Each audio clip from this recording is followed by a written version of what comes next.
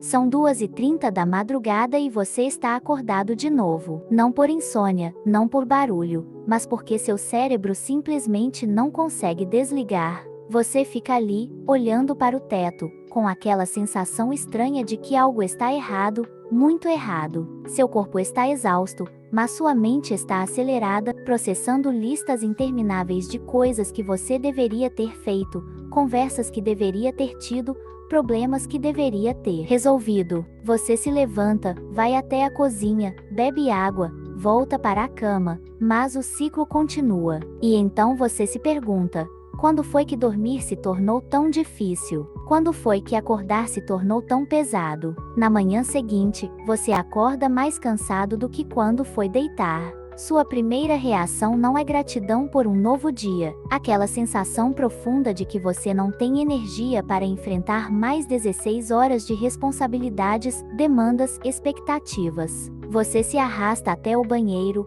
olha no espelho e vê alguém que não reconhece completamente. Os olhos estão diferentes, mais apagados. O rosto parece carregar um peso invisível. E você pensa: isso é normal. Todo mundo se sente assim. A verdade é que não. E se você se identificou com essa descrição, você pode estar nos estágios iniciais do que psicólogos chamam de colapso mental. Não o tipo dramático que vemos nos filmes, com pessoas gritando ou quebrando coisas, mas o tipo silencioso, progressivo, que corrói sua capacidade de funcionar de dentro para fora, sem que ninguém ao seu redor perceba. E aqui está o que é mais assustador: a maioria das pessoas só percebe que estava em colapso depois que já perdeu meses, às vezes anos, de suas vidas funcionando no piloto automático, sobrevivendo em vez de vivendo. Antes de te mostrar exatamente como identificar se isso está acontecendo com você e como reverter o processo, preciso que você entenda uma coisa fundamental: como sua mente funciona sob pressão extrema. Porque o que você está sentindo não é fraqueza, não é falha de caráter e definitivamente não é algo que você pode resolver apenas com força de vontade. É o resultado de um sistema nervoso que está operando em modo de emergência há tempo demais. Seu cérebro tem um sistema de alarme interno, desenhado para te manter vivo em situações de perigo real. Quando nossos ancestrais encontravam um leão na savana, esse sistema disparava, inundando o corpo com hormônios do estresse, acelerando o coração, focando toda a atenção na ameaça imediata. O problema é que o mundo moderno criou leões artificiais, e-mails urgentes, deadlines impossíveis, conflitos familiares, pressão financeira, expectativas sociais. E diferentemente de um leão real, esses leões modernos nunca vão embora. Eles estão sempre lá, sempre exigindo uma resposta de emergência do seu sistema nervoso. E quando seu cérebro opera em modo de emergência por meses ou anos consecutivos, ele começa a entrar em colapso. Não de uma vez, mas gradualmente, sistematicamente, de forma que você mal percebe até que seja quase tarde demais. A primeira coisa que você precisa saber é que colapso mental não é um diagnóstico clínico oficial. É um termo que usamos para descrever o ponto onde seu sistema psicológico não consegue mais sustentar o nível de estresse que você está submetendo a ele. É como um elástico que você estica, estica, estica, até que ele perde completamente a capacidade de voltar ao formato original. E aqui está o que a maioria das pessoas não entende: você não vai de zero a colapso da noite para o dia. Existe uma progressão clara, sinais específicos que seu corpo e sua mente enviam muito antes de você chegar ao ponto de não retorno. O problema é que a maioria de nós foi ensinada a ignorar esses sinais, a empurrá-lo para baixo do tapete, a normalizá-lo como parte da vida adulta. Afinal, todo mundo está cansado,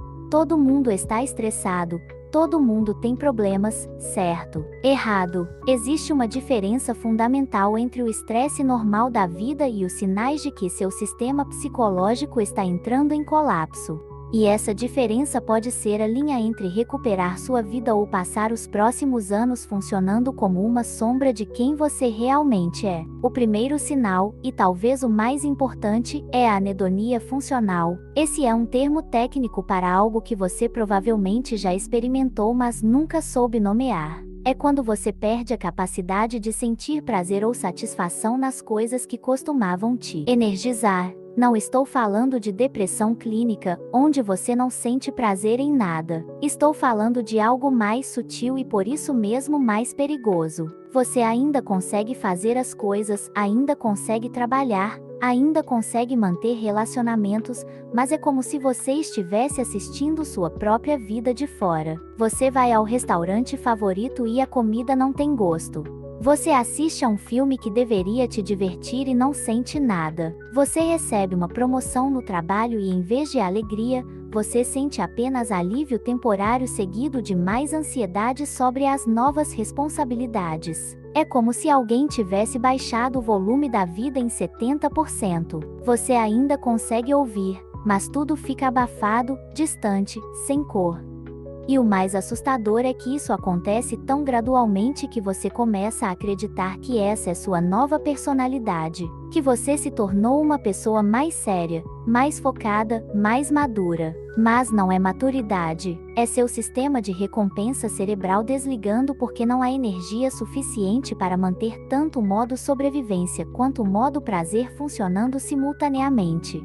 O segundo sinal é a hipervigilância cognitiva. Seu cérebro entra em um estado onde ele está constantemente escaneando o ambiente em busca de problemas, ameaças, coisas que podem dar errado. Você acorda já pensando em tudo que precisa resolver. Você está na conversa com alguém, mas sua mente está processando 3 outras conversas que você precisa ter. Você senta para relaxar, mas imediatamente lembra de 15 tarefas que esqueceu. É como se você tivesse um software antivírus rodando em segundo plano no seu cérebro 24 horas por dia, consumindo toda a sua memória e reações adversas aos medicamentos mental. Você perde a capacidade de estar presente, de focar em uma coisa de cada vez, de sentir paz mesmo quando não há nada objetivamente errado acontecendo. E aqui está o que é mais frustrante: as pessoas ao seu redor começam a te ver como alguém ansioso, neurótico, sempre preocupado com algo. Mas você não está escolhendo se preocupar. Seu cérebro simplesmente perdeu a capacidade de distinguir entre ameaças reais e ameaças imaginárias. Tudo parece urgente, tudo parece importante, tudo parece que precisa da sua atenção imediata. E quando você tenta relaxar, quando você tenta simplesmente não pensar em nada, é como tentar parar uma cachoeira com as mãos. O terceiro sinal, e talvez o mais revelador, é a fadiga desproporcional. Não estou falando de estar cansado depois de um dia longo de trabalho. Estou falando de acordar cansado depois de 8 horas de sono. De sentir que tarefas simples, como responder e-mails ou fazer uma ligação, exigem um esforço hercúleo. É como se alguém tivesse colocado pesos invisíveis em todos os seus movimentos.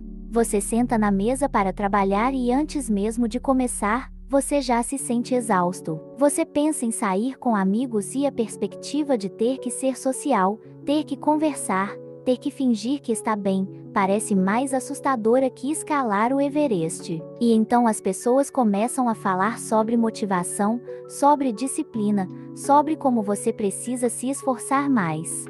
Mas não é sobre esforço. É sobre o fato de que seu sistema nervoso está operando com 20% de bateria há meses, tentando manter todas as funções básicas da vida funcionando, e simplesmente não sobrou energia para mais nada. É como tentar carregar 5 celulares com um carregador que só tem força para um. Eventualmente, todos vão desligar. Agora, se você se reconheceu em um ou mais desses sinais, a primeira coisa que quero que você saiba é que isso não é permanente. Seu cérebro não está quebrado, sua personalidade não mudou para sempre e você não está condenado a se sentir assim para o resto da vida. Mas também quero que você entenda que isso não vai desaparecer sozinho. Não vai melhorar porque você tirou uma semana de férias, não vai se resolver porque você começou a meditar, e definitivamente não vai sumir porque você decidiu ter pensamento positivo. O que está acontecendo com você requer uma abordagem sistemática, deliberada,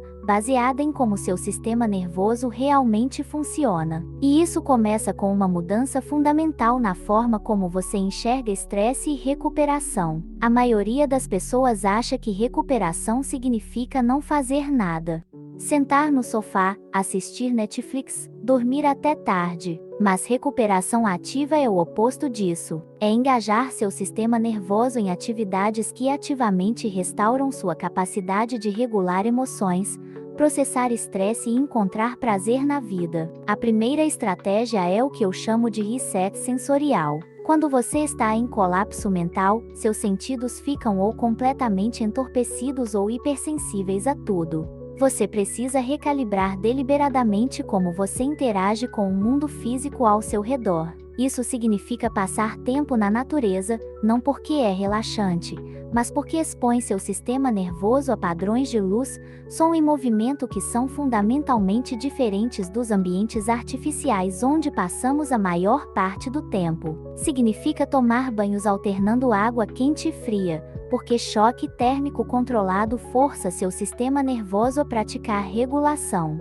Significa exercício físico intenso, não porque queima calorias, mas porque é a forma mais eficiente de processar os hormônios de estresse que ficaram acumulados no seu sistema por meses. A segunda estratégia é reestruturação cognitiva ativa. Seu cérebro desenvolveu padrões automáticos de pensamento que mantêm você em estado de alerta constante. Você precisa conscientemente interromper esses padrões e criar novos. Isso não é sobre pensamento positivo ou afirmações. É sobre identificar os loops específicos de pensamento que consomem sua energia mental e substituir por processos cognitivos que restauram, em vez de drenar, sua bateria psicológica. Por exemplo, em vez de acordar e imediatamente começar a revisar sua lista mental de preocupações, você treina seu cérebro para primeiro fazer um scan de gratidão, não porque é bonito, mas porque ativa as áreas do cérebro responsáveis por sensações de bem-estar e segurança. A terceira estratégia é o que eu chamo de arquitetura de limites.